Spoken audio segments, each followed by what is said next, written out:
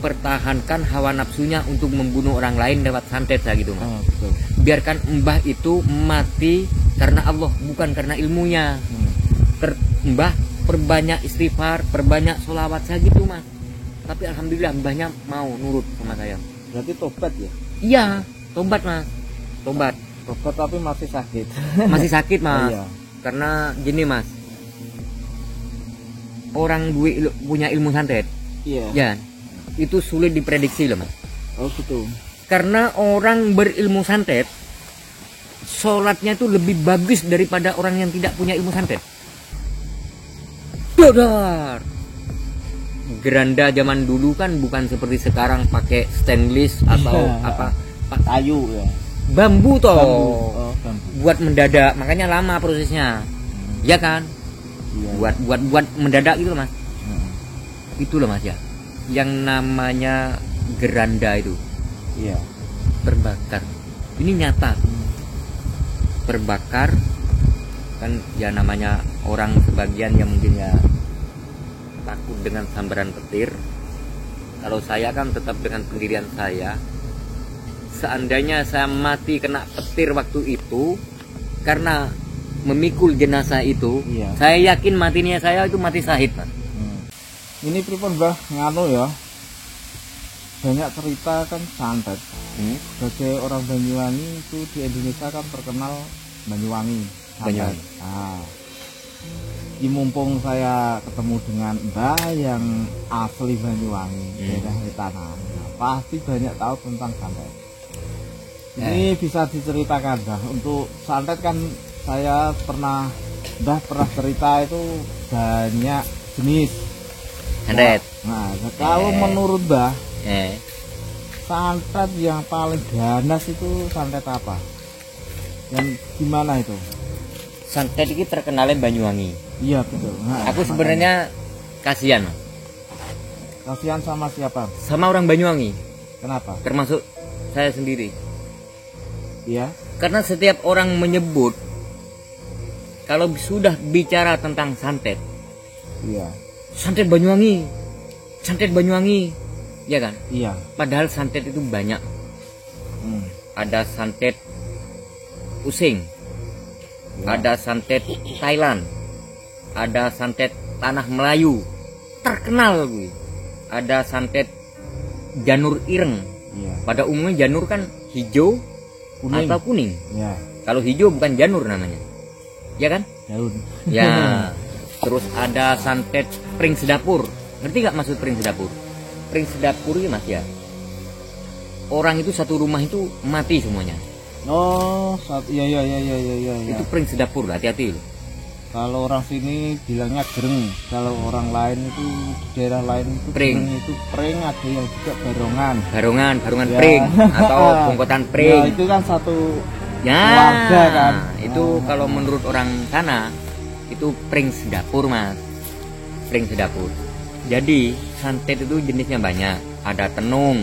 Ya. Kalau tenung itu, Mas, pakai telur. Kalau banaspati pakai api. Jadi banyak. Jadi jangan asal nyebut santet Banyuwangi, santet Banyuwangi. Berarti santet bukan hanya di Banyuwangi ya? Bukan, Di Mas. daerah lain pun banyak. Ada. sekali. Jadi jangan nyebut-nyebut orang Banyuwangi ahlinya nyantet, enggak, Mas. Tapi kan terkenalnya sana, soalnya Terkenalnya. dulu pernah ada kasus pembantaian dukun santet. Tahun 98. Ya, sekitar itu, Pak. Ya, Berarti tahun ya, 98. Itu gini, Mas, ceritanya itu ya. Iya. Saya akan menceritakan yang sesungguhnya kejadian itu ya. Itu lain dulu Mbak. Saya ingin Yang mengupas mana? tentang santet dulu lah. Mbak santet. Ya, santet itu seperti apa lah. Yang paling ganas, Ya, boleh yang paling ganas boleh. apa yang Menurut sedang? Mbah, ya. Karena santet itu macamnya banyak. Ada santet sekarang dilakukan, sekarang mati orang itu. Itu yang paling ganas. Terserah Mbah, ini diceritakan yang paling ganas atau semuanya diceritakan boleh.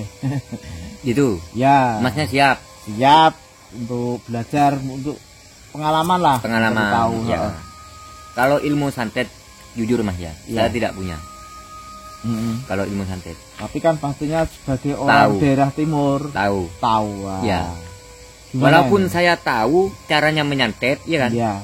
Tapi bagi saya anggap tidak tahu doa itu. Gitu mas. Iya. Gimana? Gini mas, saya waktu itu masih dewasa mas, belum seperti sekarang. Iya. Masih nakal-nakalnya remaja seperti apa sih? Kan masnya mungkin ya pernah jadi remaja kan? Iya. Nah, jadi saya itu kan ada jargon Banyuwangi begini mas jargonnya. 5.000 dapat santet. Sungguhan itu. 5.000 perak. 5.000 perak dapat santet. Sebelum tragedi 98. Ya. Nah, saya waktu itu mas masih kanak-kanak. Iya.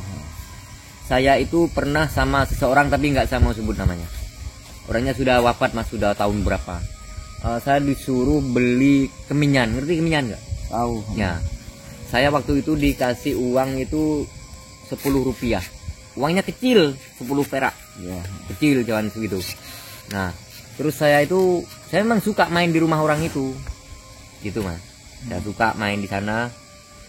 Jadi karena kehidupan saya itu waktu itu memang makan ya kurang gitu. Lalu saya tanpa sengaja malam hari saya melihat orang itu sedang ritual ya, mungkin ya ritual itulah, santet-santet gitu ya. Tetangga atau apa? Tetangga. Nah begitu mas.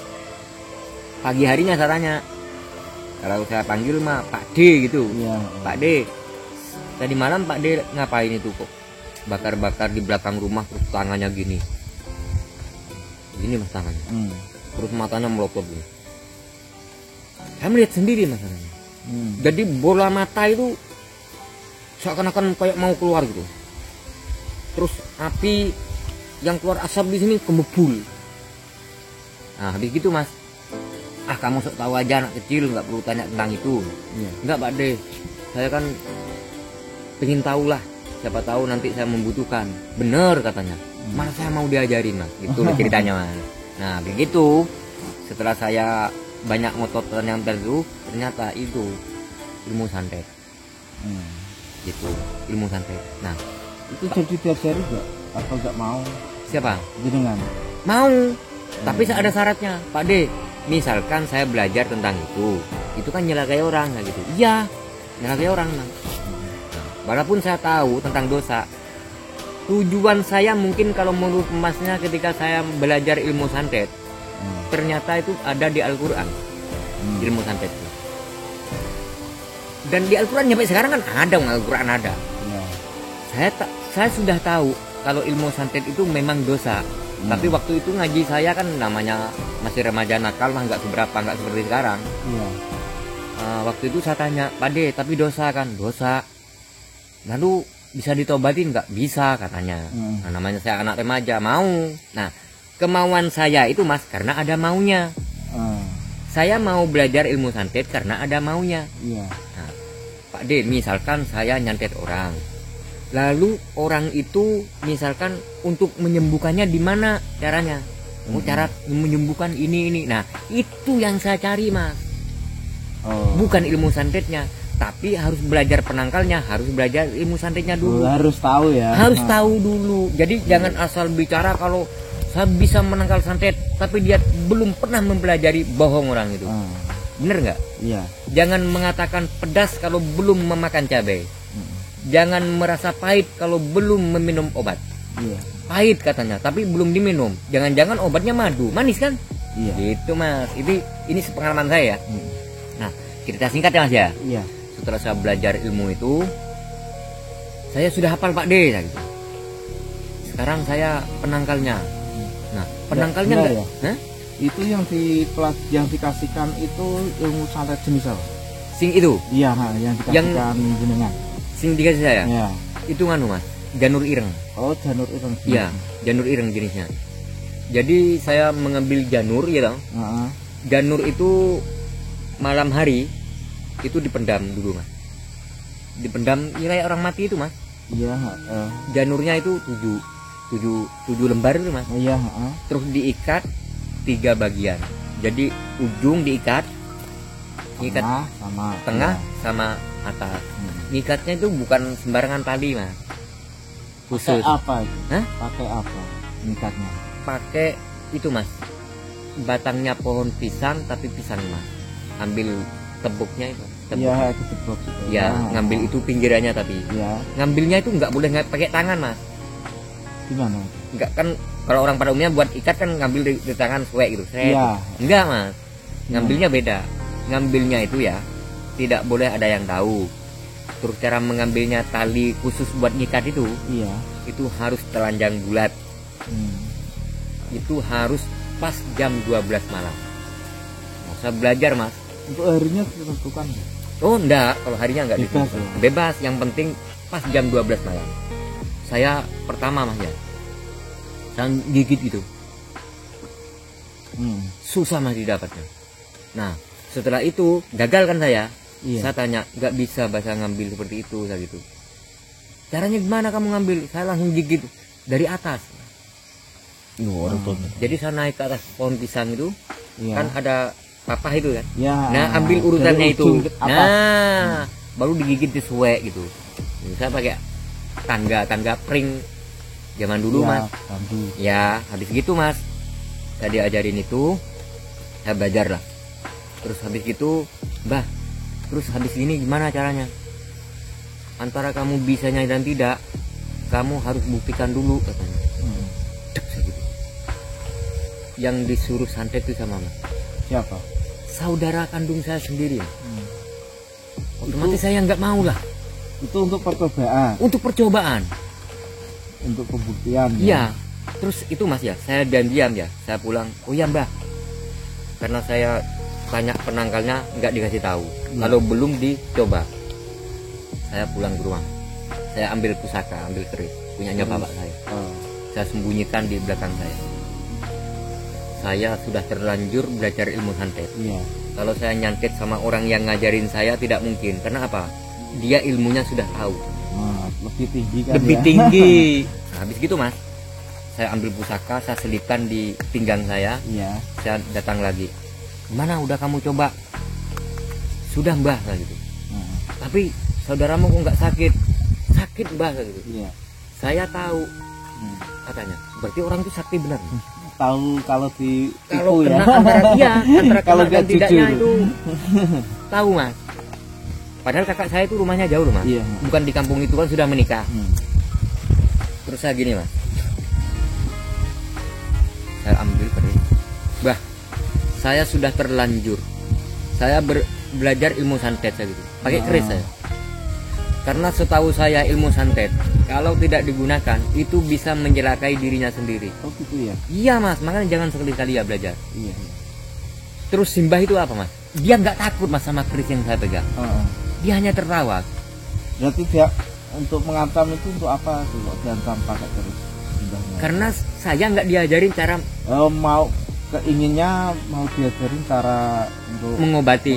ya. Iya, ternyata tidak. Nah, ternyata mas, orang itu tertawa. Saya tunjuk sama keris ini. Dia tertawa. Mbah, saya itu sungguhan bukan main-main saya gitu. Tahan dulu, tahan katanya. Kamu nggak ngerti maksud saya katanya. Apa maksudnya mbah? Saya itu kenapa menyuruh kamu menyantet saudaramu sendiri katanya. Iya. Kenapa kamu nggak mau katanya? Ya nggak, tentu saja nggak mau mbah saya gitu. Kalau orang lain mungkin saya mau. Nah, terus simbahnya itu bilang gini mas. Seandainya orang lain terjadi seperti apa yang kamu lakukan, kamu menyantet kakaknya, terus sakit atau meninggal dunia, katanya simbah itu tadi. Iya. Perasaan orang lain seperti itu katanya. Habis gitu mas, tapi kenapa mbah melakukan hal itu kepada orang lain saya gitu. Terus mbahnya itu diam dan meneteskan air mata sambil bercerita. Kenapa mbah menangis saya gitu? Saya itu salah jalan nak katanya. Ilmu santet yang sudah saya pelajarin tidak bisa dilunturkan. Tapi mbah berjanji, yang mbah ajarkan kepada kamu itu bukan ilmu santet nak katanya. Oh gitu. Ya, melainkan itu ilmu untuk menolak santet katanya. Seandainya doa yang kamu hafalkan tadi dibacakan kepada orang, orang itu tidak akan sakit katanya. aku hanya ingin berbagi kebaikan, katanya si Mbah. Kenapa Mbah ilmunya nggak dibuang saja, kayak gitu kan? Saya Iya. kan langsung hati saya kasihan Mas. Heeh. Langsung dia cerita, ilmu santet nak, kalau orang sudah mempelajari ilmu santet, dia tidak akan bisa membuangnya, terkecuali, katanya Mas. Apa Mbah? Kecuali orang itu tidak menyantet orang sehingga ilmu santet itu memakan dirinya sendiri. Oh, Taruhannya cuma itu, berarti menyerang dia sendiri. menyerang dia sendiri. Tapi walaupun demikian Mas, mbahnya itu panjang lebar ya, saya ceritakan semuanya ya Mas. Iya, heeh. Ini saya ceritakan mbahnya itu sampai mati ya Mas ya. Iya. Ya, begini Mas. Allah berfirman Mas. Waktu itu saya ngaji kan belum seperti saat ini Mas. Iya. Namanya masih remaja kan, masih nakal kan. Hmm. Ada pisang kadang-kadang saya curi kok zaman segitu. Dosa yang paling dibenci Allah yaitu dosa santet atau sihir, itu sama. Karena apa? Itu dosa syirik. Tidak akan pernah terampuni dosanya orang itu. Itu sangat dibenci loh Mas. Jadi saya pesan Masnya jangan sekali-sekali belajar tentang ilmu santet ya. Kalau masalah Masnya mau belajar ilmu tolak santet Mas, saya ajarin gitu. Nah habis gitu Mas, setelah saya mendengar ceritanya Simbah itu, Mbah, bukankah Allah itu maha pengampun Mbah, saya gitu. Tapi saya sudah terlanjur. Begini aja Mbah, saya gitu. Mbahnya berhenti, jangan nyantet, jangan gunakan pada orang lain, saya gitu. Nanti saya sendiri yang mati. Saya mati kena ilmu santetnya saya sendiri, saya tetap ke neraka, katanya. Iya. Jadi daripada saya basah separuh, katanya Mas, bahasanya orang timuran kan seperti itu. Iya. Lebih baik saya basah semuanya. Tapi Mas, saya berhasil untuk membujuk Simbah itu.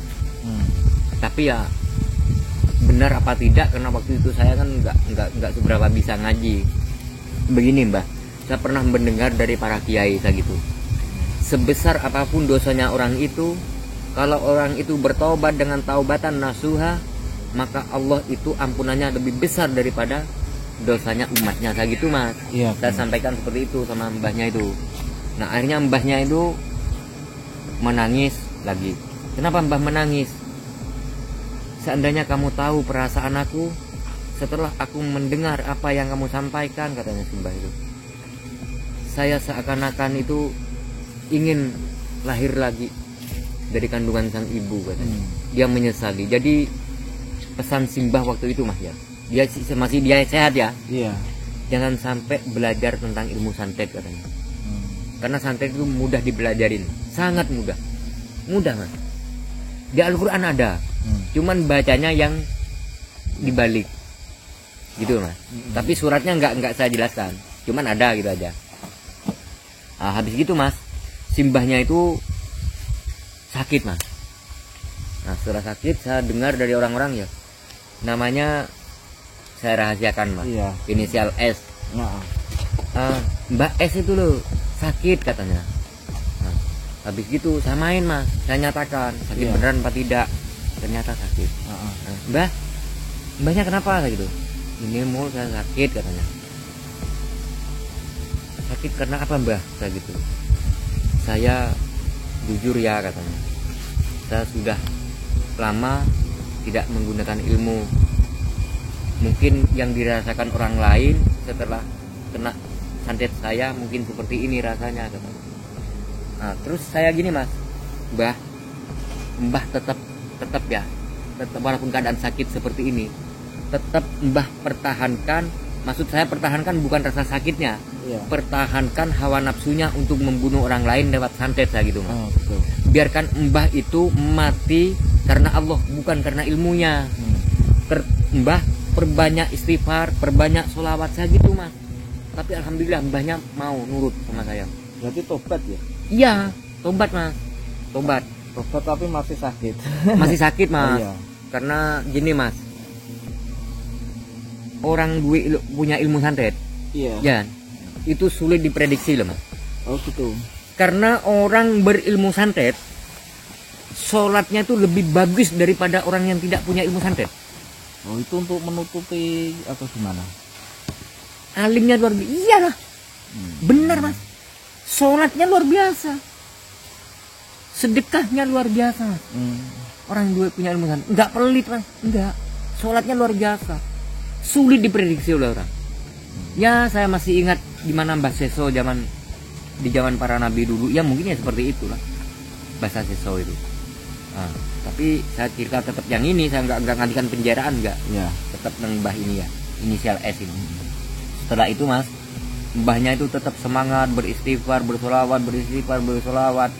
Mbahnya jangan sampai punya hati ragu, diterimakah tobat saya, asalkan yakin niat karena Allah. Allah maha pengampun saya gitu mas. Iya. Nah habis gitu mas, yang namanya rahasia Allah mas ya, mbahnya itu setelah berapa hari kemudian tuh mbahnya itu meninggal dunia.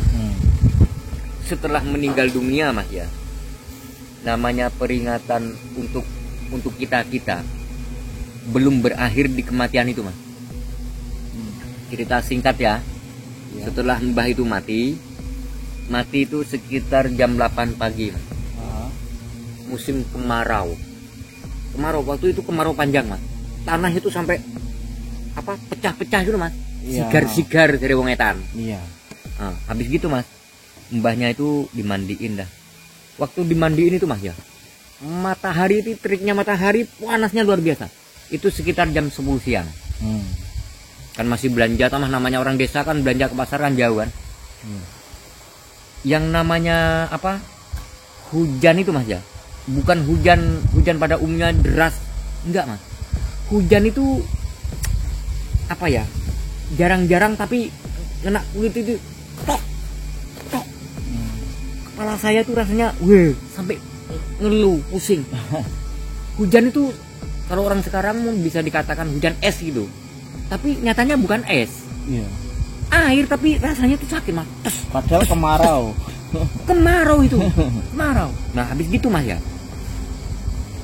yang namanya keluarga ya mas ya. Iya. Ya rasa malu ya ada, rasa belas kasihan sama jenazah juga ada. Habis gitu mas dikafanin dah, disolatin.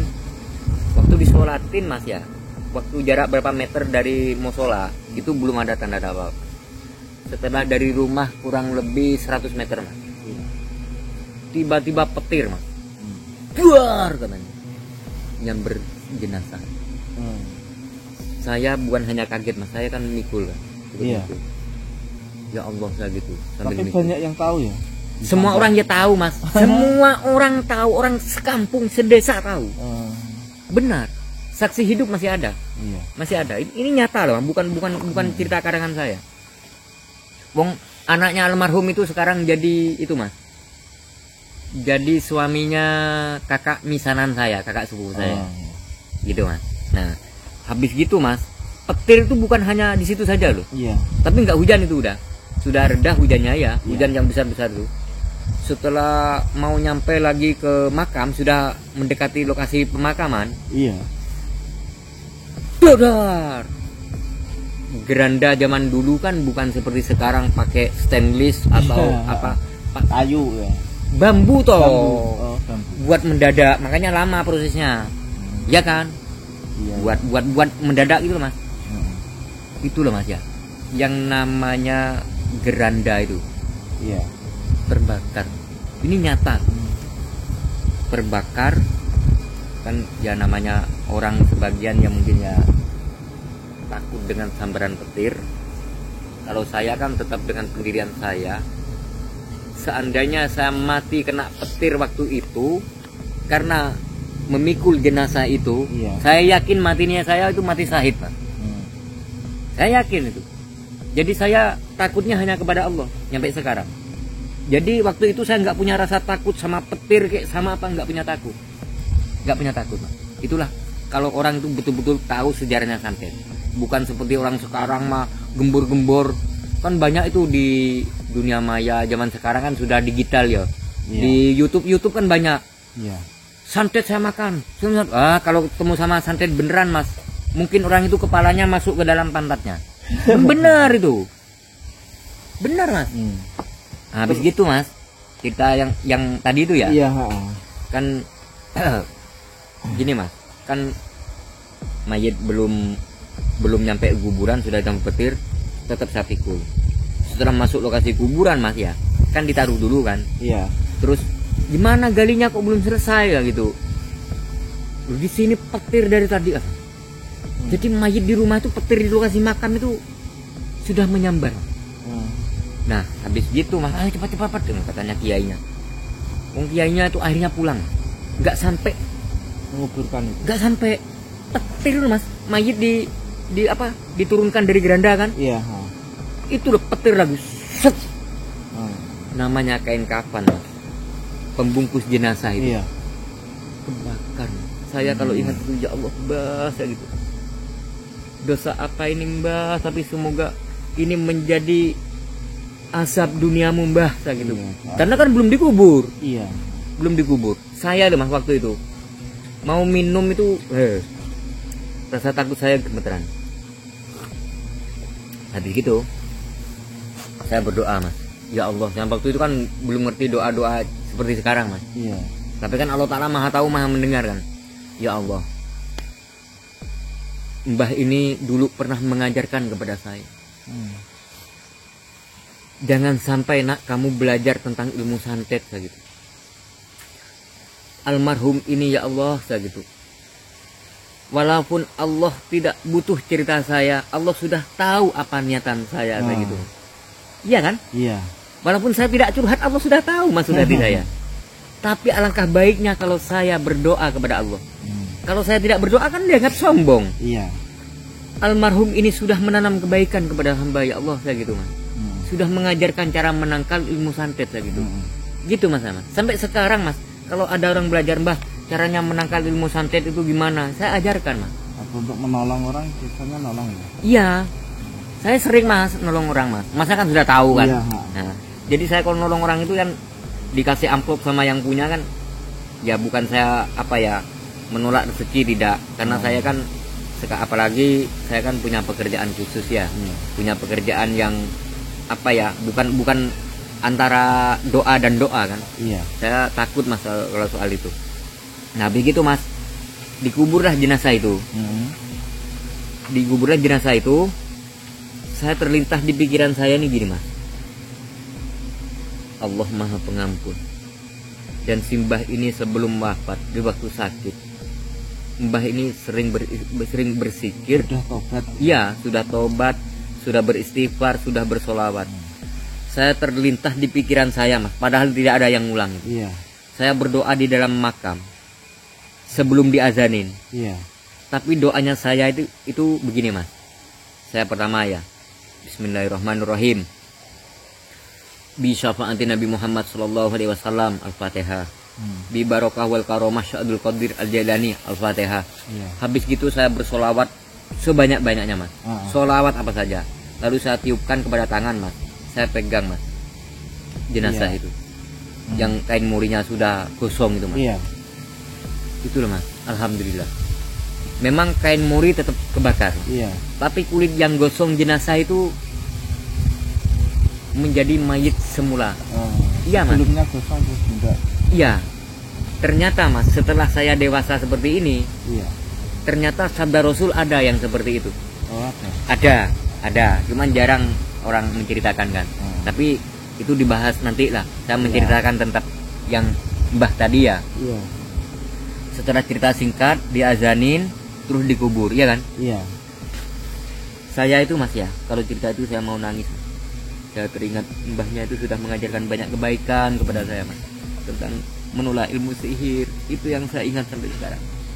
Ilmu kebaikannya itu mas yang saya kenal, bukan keburukannya mas. Jadi saya ingatkan sama masnya, apabila masnya itu ya didolimin oleh seseorang, Iya.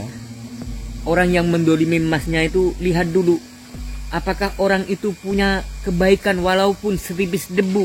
Iya. Kalau memang orang itu punya kebaikan kepada Allah walaupun setipis debu mas ya, Iya. keburukannya walaupun bergunung-gunung, lupakan keburukannya mas. Itu pesan saya. Oh iya. Ya. Iya, berarti dari cerita tadi kan banyak pelajaran yang kita Petik. dapatkan. Iya. Ya nggak ada gunanya lah belajar santet. Nggak ada gunanya. Misalkan itu masnya didolimin Ya. sama orang. lihat dulu apakah orang itu punya kebaikan walaupun setipis debu. Kalau punya, kebaikannya dikenang, diingat, buruknya jangan diingat mas, agar menjadi orang yang bermanfaat dari dunia sampai akhirat. Oh, gitu ya. Ya. Nah habis gitu mas, Iya.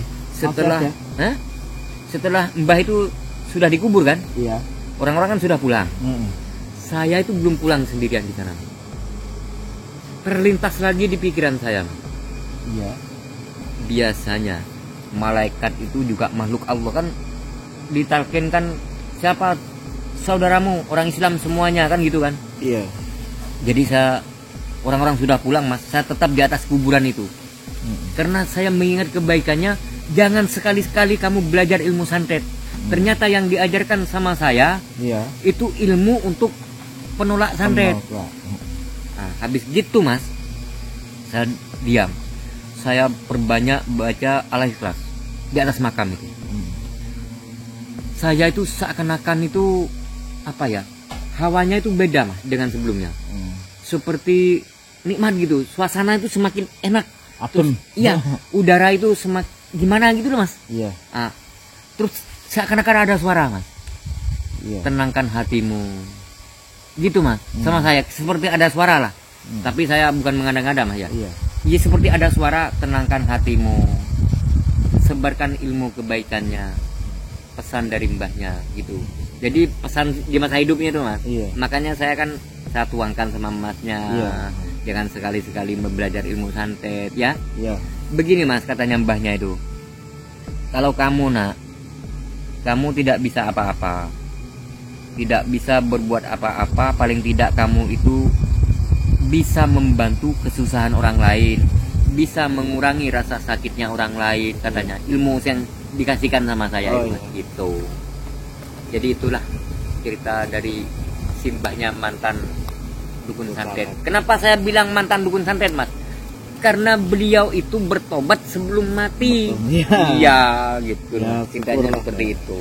Semoga ya diterima amal ibadahnya. Amin, amin ya rabbal alamin. Itu kenangan saya dulu mas waktu santet-santet itu. Ya alhamdulillah sampai sekarang saya masih mengingat ilmu itu, ilmu santet itu. Jadi masnya kalau misalkan mas, pesan saya lagi ya mas ya. Ya. Kan banyak orang, kadang orang kan nggak suka toh. Itu si A itu sakit kena santet nggak sembuh-sembuh. Itu orang bodoh namanya mas. Jangan asal percaya sama orang ya. Iya. Kalau memang orang itu sakit nggak sembuh-sembuh mas ya, periksa dulu ke dokter ya. Iya. Periksa, kalau memang cari dokter ini nggak ada penyakitnya tapi kok sakit, datanglah kepada kiai, jangan datang kepada dukun. Iya. Datang kepada kiai untuk apa? Minta barokah doa, jangan meminta doa. Karena kita belum mati mas. Oh iya. Antara barokah doa dan minta doanya kan banyak orang salah ngomong. Bayai kalau nyuwun pandungane, Iya. berarti mati dhisik, mati dulu maksud saya gitu loh mas.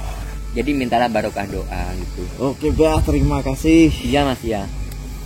Jangan lupa mas, perbanyak istighfar, sholawat ya, agar Iya. kita itu selamat dunia akhirat gitu.